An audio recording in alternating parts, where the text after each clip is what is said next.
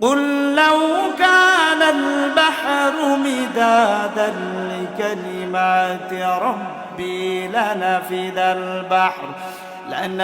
البحر قبل أن تنفد كلمات ربي ولو جئنا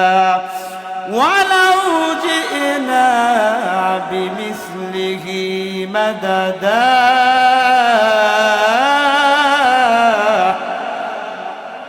আল্লাহ পাক রব্বুল আলামিন বলেন, হে নবী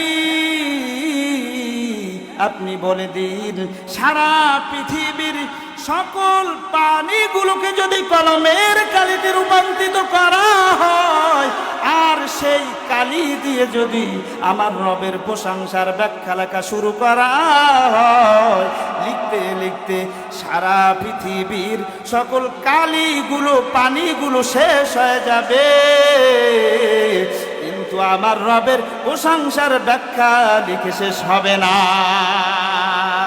আরো জোরে বলি আল্লাহু আকবার।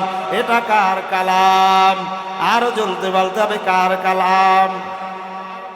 আমাদের মতো হতভাগ্য জাতি, আমাদের মতো কপাল পোড়া জাতি পৃথিবীতে আর কেউ নাই যে হুজুর এটা কেমন কথা, আমরা তো সৌভাগ্যশীল জাতি, আশরাফুল মাখলুকাত, আমরা শ্রেষ্ঠ জাতি, কেন আমাদেরকে কপাল পোড়া জাতি বলছেন?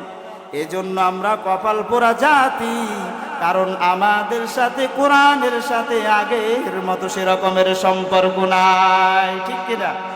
আমাদের পূর্বপুরুষদের যেভাবে কোরআনের সাথে সম্পর্ক ছিল, আমাদের সাথে কোরআনের সাথে সেরকমের সম্পর্ক নাই।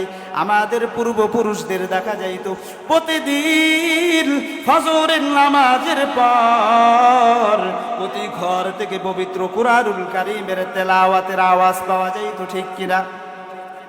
এখন মানুষের ঘর থেকে পবিত্র কুরআনুল কারীমের তেলাওয়াতের আওয়াজ পাওয়া যায় না, তবে একটা জিনিসের আওয়াজ পাওয়া যায়, ডিজে গানের আওয়াজ পাওয়া যায়, ঠিক কিনা?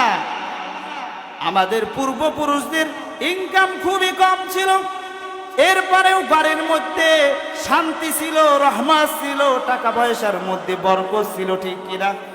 এখন মানুষ ইনকাম করে অনেক বেশি, এরপরেও ঘরের মধ্যে শান্তি নাই, বরকত নাই, ঠিক কিনা? শান্তি কি বলে? পালাইয়া গেছে। শান্তি কি আমনে আমনে পালাই গেছে রে বন্ধু? ওই ঘরের মধ্যে নাপাক টিভি সেট গানের আওয়াজ, ঠিক কিনা? হিন্দি সিরিয়ালের আওয়াজ। এখন মানুষ ঘরের মধ্যে